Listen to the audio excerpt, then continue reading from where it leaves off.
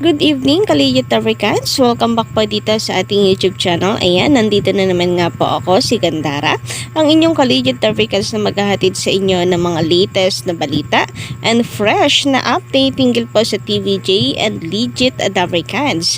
Kaya naman kung hindi ka pa nakaka-subscribe dito sa ating YouTube channel, maaari mong pinutin na subscribe button and notification bell para maging updated at una ka sa mga inilalabas po nating mga balita. And yung mga nakikita nyo nga po ngayon dito sa inyong screen, ito po yung mga kaganapan kanina sa EAT para po sa mga team replay na hindi po nakapanood kanina ng live. And para naman po sa mga masusugid na po nating mga taga-subaybay, narito nga po ang ilan sa mga napili po nating i-shoutout for tonight's video. Shoutout nga po and magandang gabi dito kay Ginang Estrella Esguera. Ayan, sabi niya rito, hello. Of course, shout out din po kina Sir Rogelio Paras and Charles Justin. Sabi nila rito, Legit Americans ako, 14344. Pa-shout out naman, Jojo Paras, Long Beach, California. And si Sir Charles Justin, pa-shout out naman daw. Of course, isa rin po sa atin pong mga babatiin sila Mel Gibbs Vergara and Nathan Wayne De Vera. Sabi nila dito, gandarang umaga sa'yo. Ganda. Ganda talaga ng boses mo. Shout out. Ate Dara, hindi lang lumalakas ang audio mo, pati boses mo gumaganda. Grabe nga naman yon. Ay, kagagaling baga namang mambola ng mga ito. Sabi pa niya, what? A tape it bulaga bumabagsak? Bagsak naman talaga ang tape it bulaga with laughing emoji. Sabi naman ni Sir Anthony Austria, shoutout po sa inyo. Hello Gandara SRU, pa-shoutout po. Legit Africans po from Gagwa, Pampanga. Shoutout and magandang gabi din naman kay Sir Danzal Washington. Hello Ma'am Gandara, thank you so much po. Always watching your content. TVJ always Legit Africans 14344. Shoutout din kay Miss April Cordero. Good morning Madam Gandara from Nueva Ecija. Legit Africans po kami dito. And syempre hindi rin po pahuhuli at mawawala sa ating listahan sila Sir Joe Donato. Ayan, magandang gabi. Sherma Packing, Willibet Dioso, Marilina Cruz, and the Sir Fermin Bawalan. Ayan, thank you so much po sa inyo pong pagsubaybay parate sa atin pong mga daily updates. Basta may kinalaman sa TVJ and Legit Africans, syempre, sagot na po natin yan. And eto nga, simulan po natin ang ating balitaan. Hinggil po sa mga kaganapan kanina sa EAT na kung saan eto na naman nga po.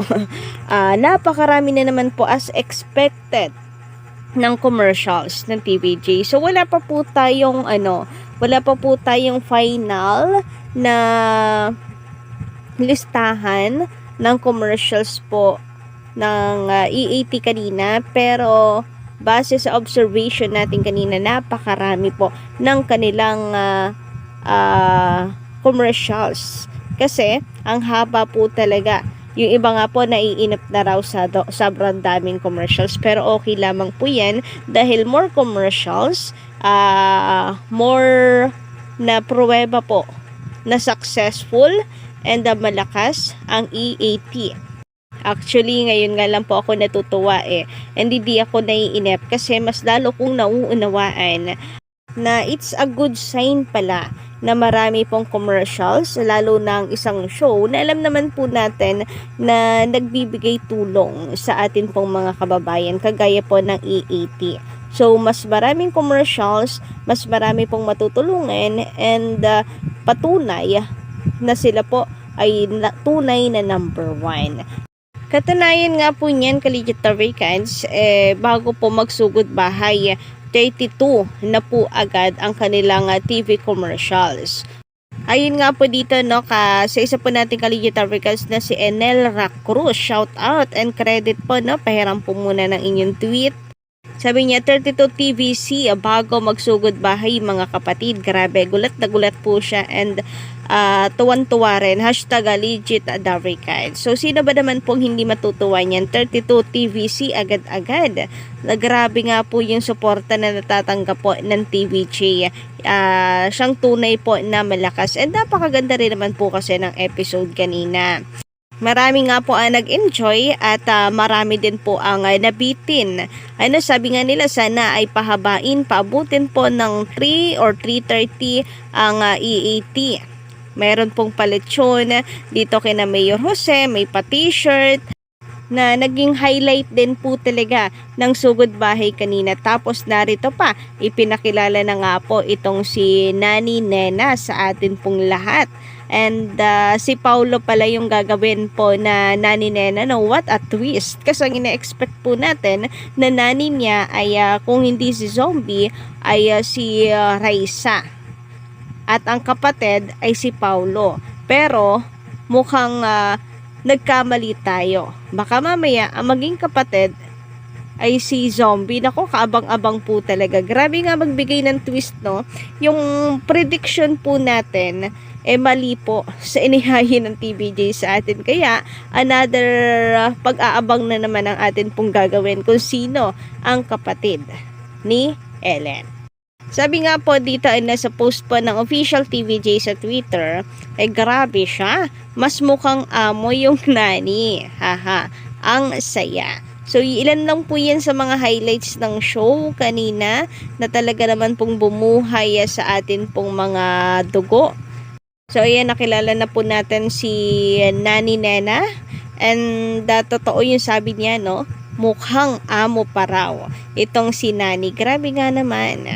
Ayun pa po dito, dahil sa dami kasi ng commercials kanina, wala na ulit time sa babala. Sayang naman na raw. At kahapon, parang wala rin pong babala kung di ako nagkakamali. Isang araw. Opo, kahapon lamang yon. And isa po yan sa sa masasabi po natin na talaga nag-uumapaw and kailangan na po talaga nahabaan ng TVJ ang kanila pong oras. Para kung dumami man po, para mas marami pong commercials. Kapag para mas marami pong pumasok pa na commercials sa kanila. Yung hindi po mabibitin yung kanilang oras. At minsan kasi kapag masyadong isa-shorten nila, baka naman hindi po ma-highlight, mabigyan ng hustisya yung magandang episode. Or yung segment rather. Yung palaro ni Mayor Jose, sobra pong nakaka-enjoy. Yung Gimme 5 ay talaga naman pong pinapagana ang ating mga utak. Wala naman pong tapon sa segment po ng TVJ. Kaya nga yung iba nalulungkot kapag wala na pong babala dahil isa rin po yan sa kanilang inaabangan. Pinaliit na nga po nila pinaikli na po nila yung babala.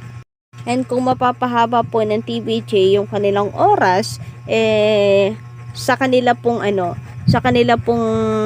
pagdami ng commercials, hindi po maapektuhan yung kanila pong mga segments. Pero nasa kanila naman po yan. Mas alam naman po nila kung ano ang mas maganda para po sa kanilang show. So, nagsasuggest lang naman po ang ilan sa ating mga ka-digit Davricans.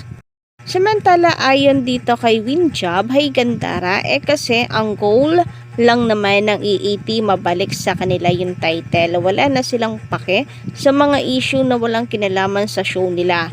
Kaya bukod tanging tape bulaga lang talaga ang binibira nila. Kahit binabash sila ng Showtime fanatics, deadma at no comment lang sila. Pero kung sakali mapatulan man ng TVJ yung mga sabaw na yan, tingin ko understandable. Understandable na yon, lalo na kung below the belt at wala na sa hulog yung pangbabash. Pag once inumpisahan, patulan ng TVJ yung mga tirada ng mga bashers, haha. Tingnan mo at magsusunura na yung mga solid Davricans mangkuyog ng mga bashers. Tahimik lang ang majority ng solid Davricans, pero nagiging palaban ang mga yan kung kinakailangan. Tingnan mo na lang yung nangyari sa tape. silent boycott ginawa ng mga solid lubricants. Totoo po yan. Sa ngayon, ang focus lang po talaga natin, pati po ng TVJ, ay ang Tape Bulaga.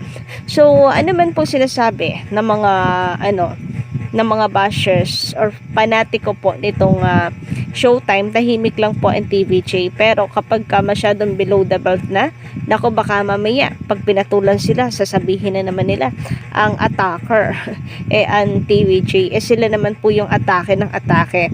And pag nangyari yan, nako, pati po ay talagang mangkukuyog na rin ang mga bashers nito na walang tigil po sa paninira sa EAT and TVJ.